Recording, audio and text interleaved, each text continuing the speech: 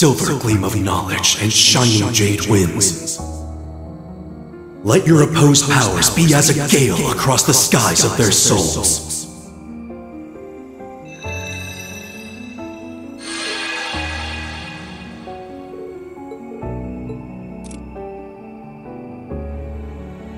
We are acting on orders for our mission. The students of the branch campus are accompanying us for this mission. There is nothing strange about us being here. Please inform the other members of the military police to allow us to pass, should they see us.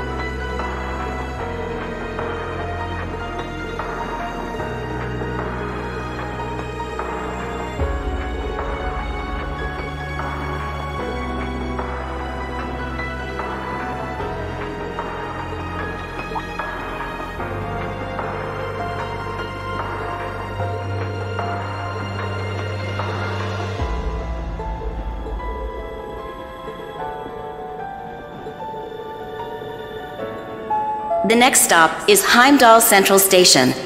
Heimdall Central Station. Please make sure you have all your belongings before exiting the tram.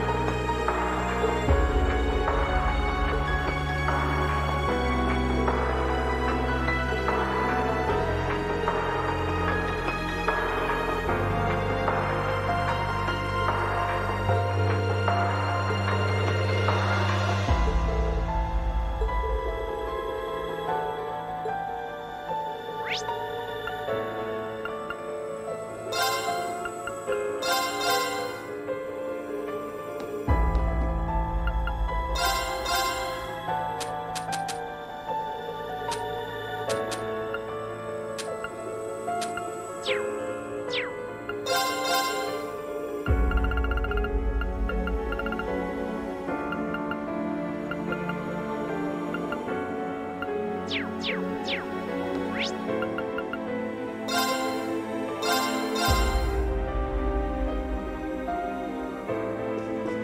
my turn! Very well. It's my turn! It's my turn!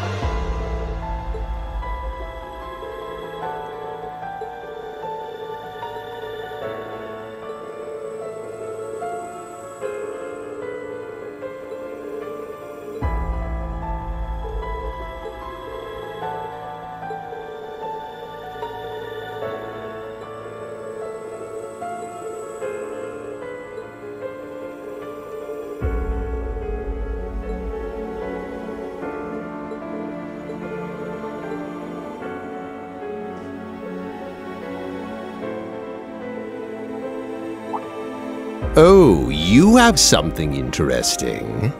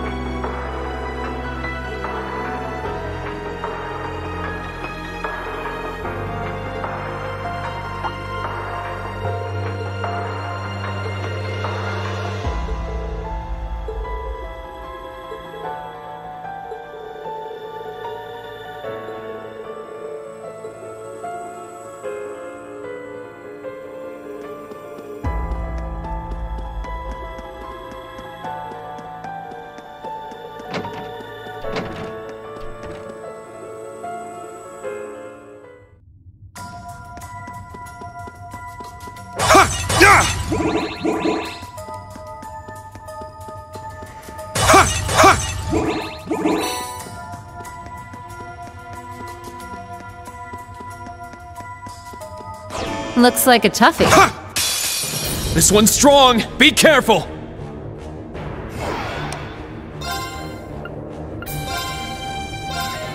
Crimson Slash!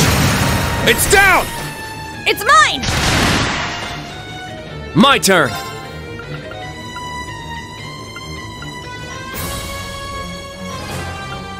Breakthrough! Sledgehammer! Very well. It's down! Keep it up! It's my turn!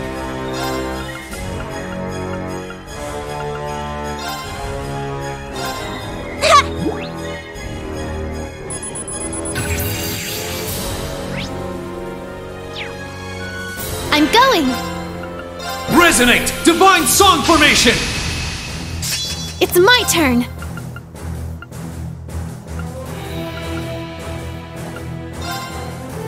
There!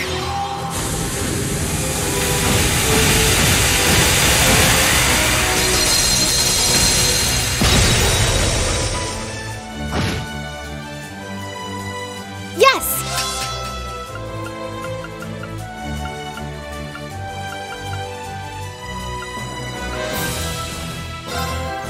There!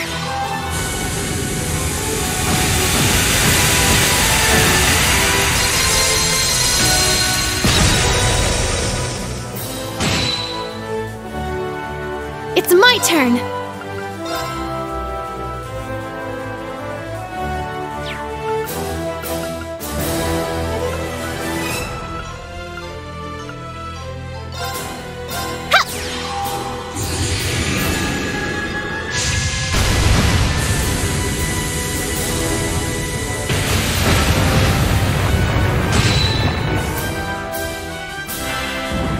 I'm going!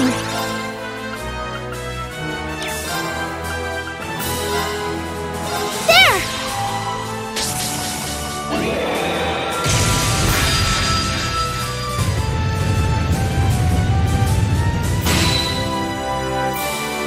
It's my turn! Crimson Slash! Now! It's mine! It's my turn! Yeah! All right, there! Okay, let's keep moving.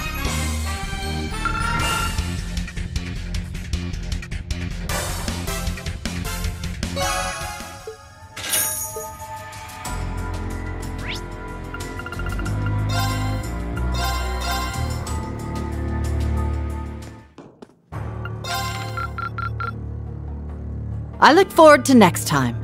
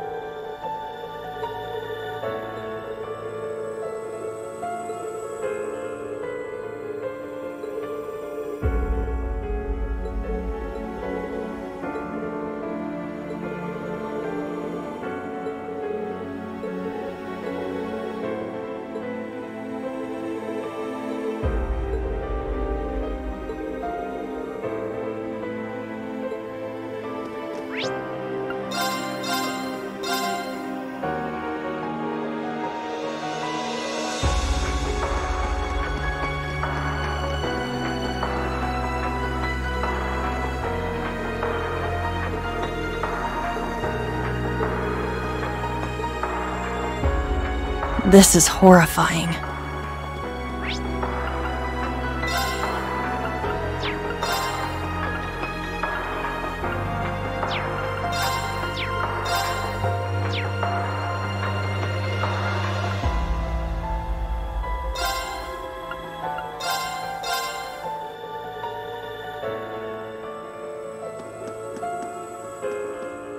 I know it's frustrating to watch, but we can't afford any distractions.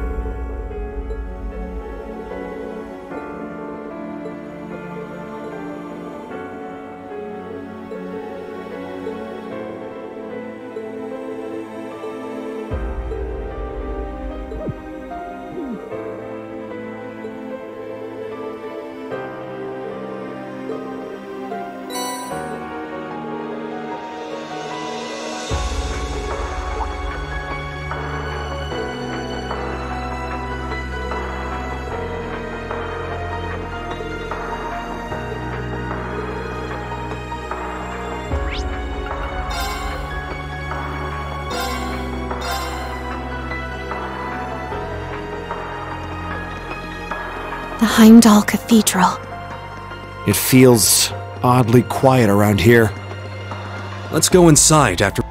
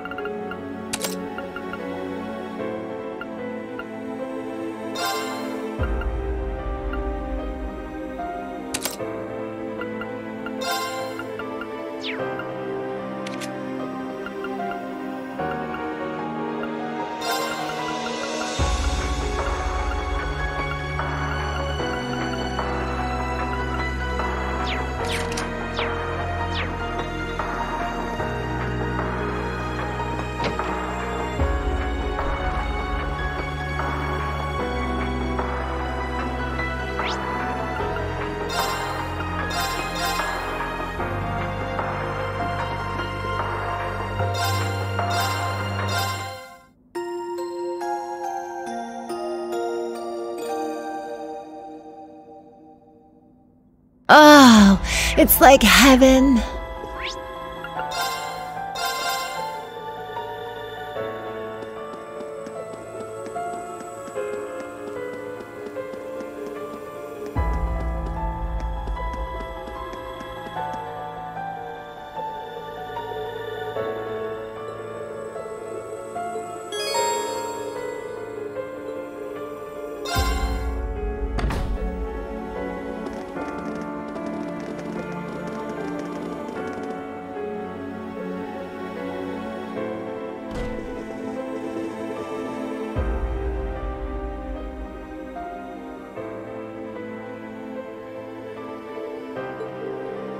So, you've arrived at last.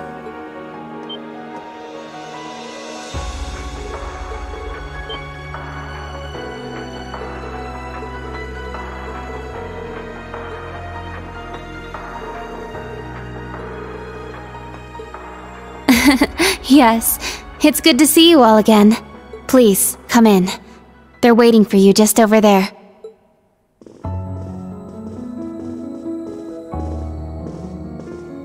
Ah, I'm glad you all finally made it. The Church has decided this issue now merits the attention of the Congregation for the Sacraments. As such, the Archbishop and all the staff here have been moved to another location.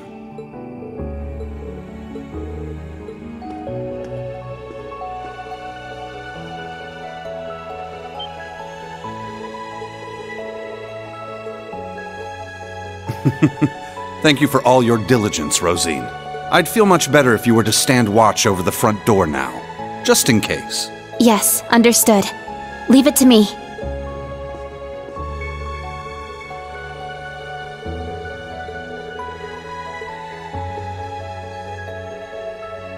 Let me introduce you. This man is a member of the Gralsritter, a division of the Septian Church. He's the second in command, in fact. Thomas Lysander. He holds the seat of Second Dominion and is sometimes known by his title, the Partitioner.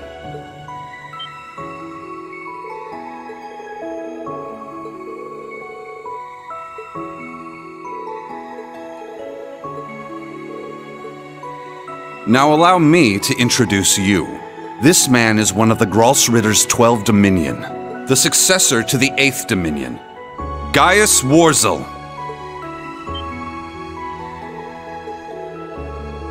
Yeah, a lot happened all at once. After graduating from Thors, I returned to Nord and began observing the struggle between Erebonia and Calvard. However, I began to feel something dark and sinister carried on the winds of the plateaus. I consulted my father and the chief, and eventually my old teacher, Father Barkhorn, came to visit. You might remember the name. He was the traveling priest we chased after during the Civil War. But it turns out, he was also the 8th Dominion of the Gralsritter, with the title the Roaring Lion. He was an extremely skilled knight, who investigated the Salt Pale in Northumbria and trained Brigadier General Bardius. Apparently, he was worried, and came to Nord to check up on me. He explained to me that what I had been sensing was called the Gale of Ruin. I'm not sure why I'm able to sense it. Maybe it's because I'm a descendant of those who fought alongside the Lionheart Emperor. I mentioned this to him and he came to a realization.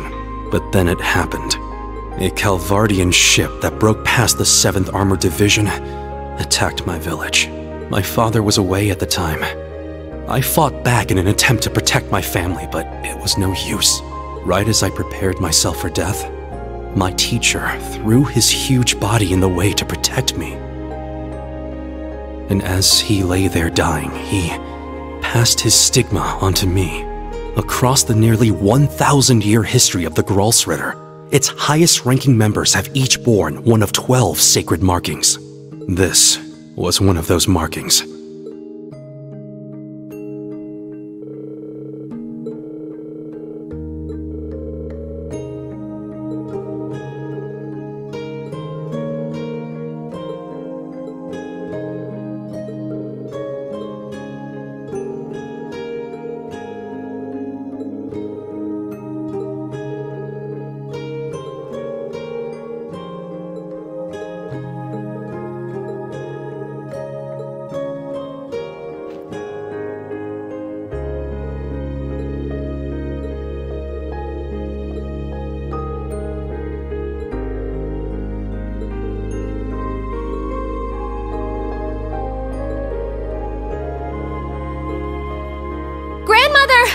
Stop hiding! Come out already! You're the one who called us here in the first place, aren't you? I only hid myself so as not to interrupt your discussion.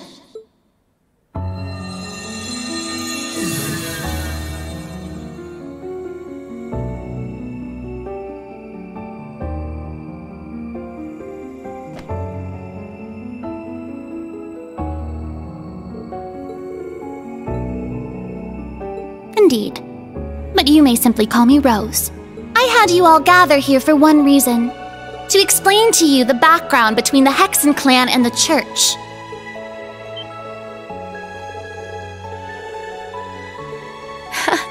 It's not as though we don't believe in Aidios.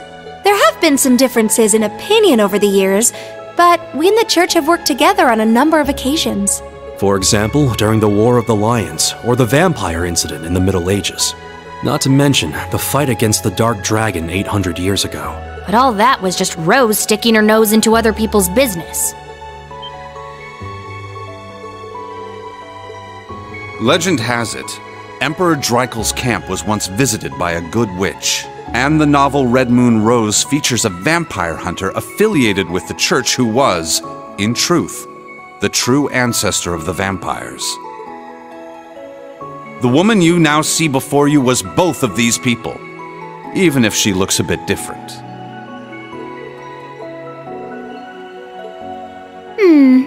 800 or so. However, you should know that my situation is somewhat unique. All other witches are normal humans. Except, of course, for the fact that they are all descendants of those who once guarded the Septarian of Fire.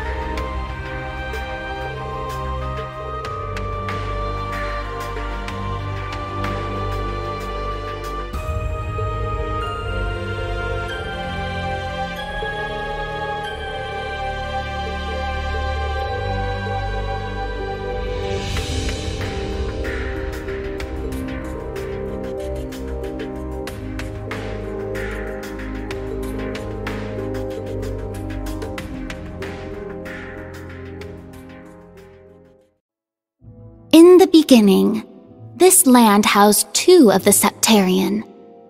The Arc Rouge, Septarian of fire and wielder of fierce power. The Lost Zem, Septarian of earth and bearer of unyielding endurance. Each assumed the form of a colossal guardian and went about granting boons and performing miracles for its people. For a few centuries, the land of Erebonia prospered, but eventually, its people began to vie for power and control. The Septarians had always granted their people's wishes, but now, their peoples each wished for the other's destruction. And so, the two colossi began fighting. Their battle ravaged the earth and split the sky, devastating the entire region. The humans tried to stop them, but it was in vain. The Septarians' fight continued 1,000 days, scorching the land black. When the battle ended at long last, it was a tie. Exhausting their power in one final strike, the two Septarian were blown away, left as nothing but empty shells. Yet the tale did not end there. The power expelled by each Septarian collided and became one, resulting in the creation of an entirely new entity. The Great One, the Septarian of Steel. It was an existence created from the union of fire and earth. It was beyond anything else in this realm. It was the ultimate source of power. Though things seemed fine at first, the survivors of the war soon realized the eternal conflict within it. They knew this conflict would cause it to grow ever more unstable, and that it was not something that could be handled by mankind. With the Holy Beast's assistance, the Kins of Fire and Earth joined together to see the Great One sealed away. However, each of their attempts ended in failure. Left with no other options, they resorted to their final plan. The Great One would remain whole in the higher plane, yet its physical incarnation in this world split into numerous shards. It was this final gambit that saw disaster averted. Indeed. Their combined efforts bore fruit. The Kin of Earth created 7 vessels, while the Kin of Fire split the Great One's power and infused each vessel with a part of it. 7 dolls in the form of knights, each bearing the Great One's power, the Divine Knights.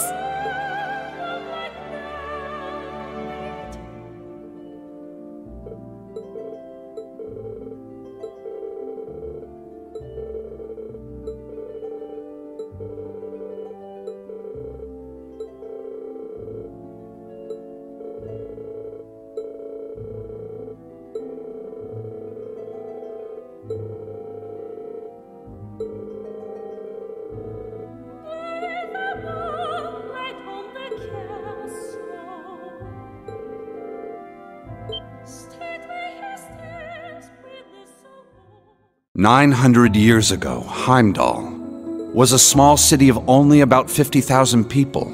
However, it was one of the burgeoning centers of culture for the region. The Septian Church had finished construction on the Heimdall Cathedral, and there were plans to develop the city even further. But it was then the Dark Dragon appeared, blanketing Heimdall in miasma and transforming it into a city of the dead. Emperor Astorius chose to lead his people south and made St. Arc the new capital of Erebonia. In helping Emperor Astorius deal with this crisis, the Hexen clan and gnomes each suffered substantial losses. The Hexen clan lost its elder, and the gnomes their holy beast. And so ended their alliance. The final time they spoke would be a century later. It was when Emperor Hector awakened the Vermilion Knight to reclaim Heimdall from the Dark Dragon. He did so at the urging of the Chief of the Gnomes and the new Elder of the Hexen clan, myself. However, the Emperor fell to the Dark Dragon's miasma, and the Vermilion Knight to its curse. the Emperor's son had the chief of the gnomes and myself seal the cursed night deep below the Imperial Palace. That would be the last act our two clans performed together. I do not know why, but the gnomes cut off contact with our clan and hid themselves away. In the 800 years that followed, whenever war struck Erebonia, a divine knight would enter the stage, demonstrate its might, then vanish. I was certain the gnomes were involved, yet all we could do was guide awakeners on the proper course.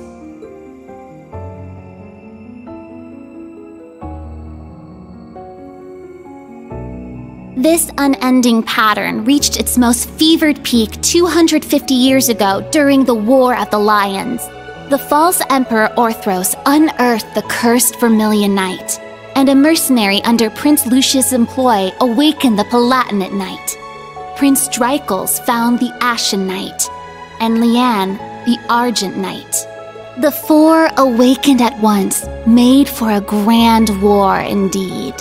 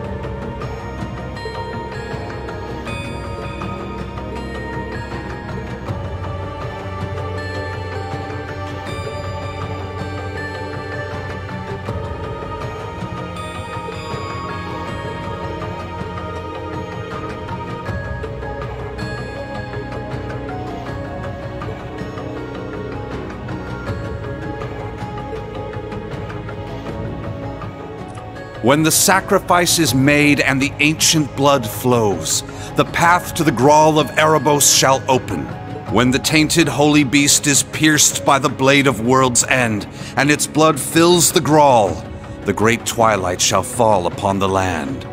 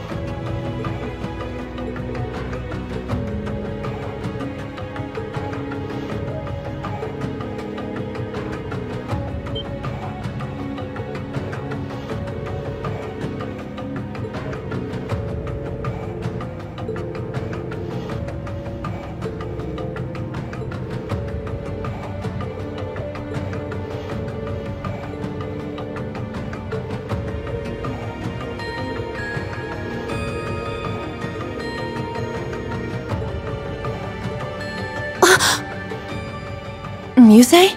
Is something the matter? Oh? You realize something? Right now, we need any straw we can grasp at. Anything at all could help, no matter how small. Yes, you're right. That term. Originator Zero. Could that be OZ, perhaps? That's what the Black Workshop called Millium and Altina. They're model numbers. OZ. Oh, what are you talking about? So you finally made it. That voice. Vita! Ah, so the prodigal granddaughter returns.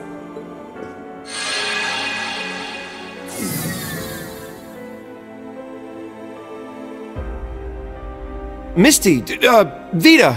I heard you had been acting on your own. Nice to see you again, Grandmother. Emma, Celine, and Class 7 too. And thank you for mediating, Mr. Lysander. Oh, don't even mention it. It always breaks my heart to see a family torn apart so. Vita! Why? You really don't plan on ever coming back, do you? That's correct. As I said before, my allegiance will forever lie with the Grandmaster. I can't return to you and Grandmother. I can never go back to the way I used to be, just like the Steel Maiden. Seriously, who even is this Grandmaster person? I have no clue. But it is clear she is quite taken with them. So do tell, Vita. If you have not decided to return to us, why show yourself now? Has Ouroboros finally decided upon its course of action? Yes. After our experiments with the 3 ions, the 6 other Anguis came to a unanimous decision. They decided to ignore my warning. They will work with the Chancellor and the Gnomes to bring about the Great Twilight, completing the Phantasmal Blaze Plan. So that's how it is. The reason Ouroboros was so quiet the past month wasn't because they left Erebonia. It was to carry out their plan, and determine whether they should work alongside enemies and traitors. How can that be? If that were the case, it means... They're all our enemies? Is this? It's not the cathedral's bell. Huh? I think I recognize it from Crossbell. You do? Yeah, I'm sure of it. I remember hearing it right before the incidents in Crossbell, when we were still independent. Oh! The one from the museum! The bell from Stargazer's Tower? But the sound's coming from a different direction than the museum. The Phantasmal Blaze Plan. What a fitting name. I wonder how much of this she foresaw. That is quite enough mumbling to yourself. If you know what is going on, show us!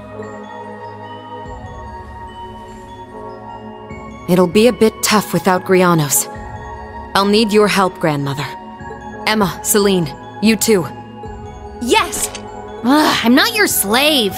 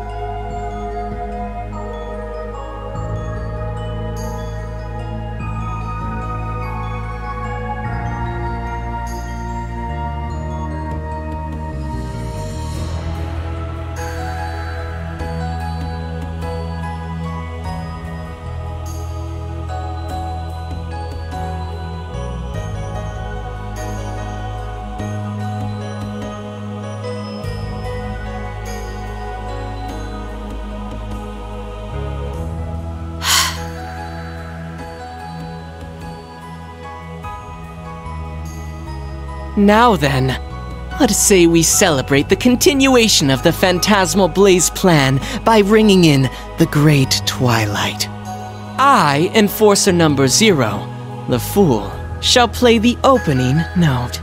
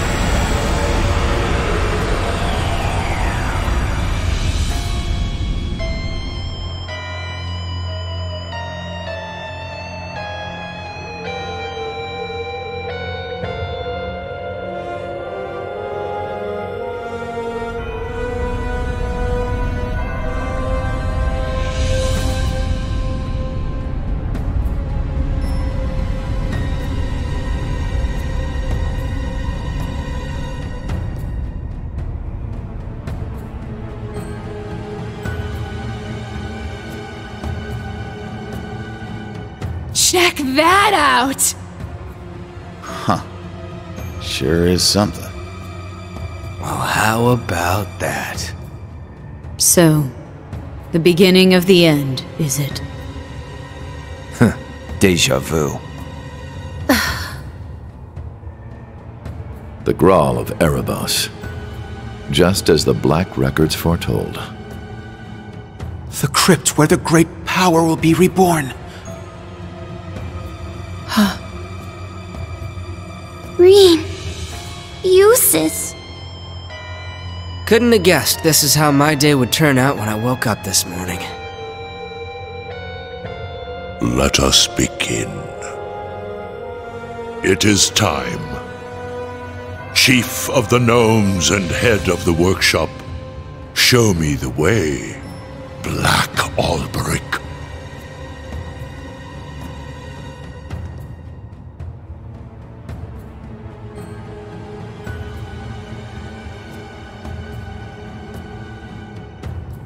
As you wish, my lord.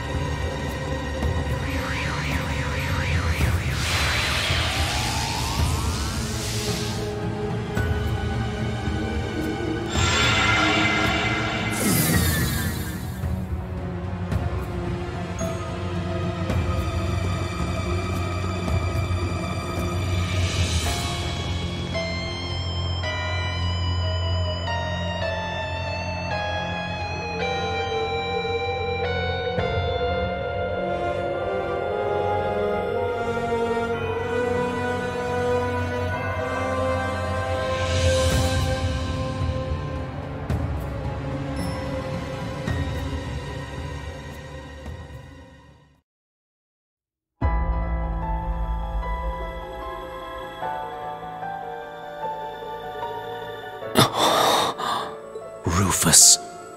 Millium. Was that... Allie? Yes. But why? Boss, Zeno, and Leo. Azure Siegfried. And that guy in the lab coat, isn't that... The Blazing Demon and the Fool were there as well. So that's the maiden. Why?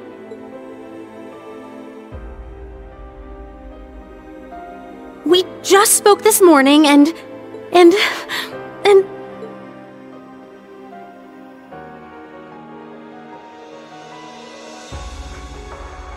What's going on?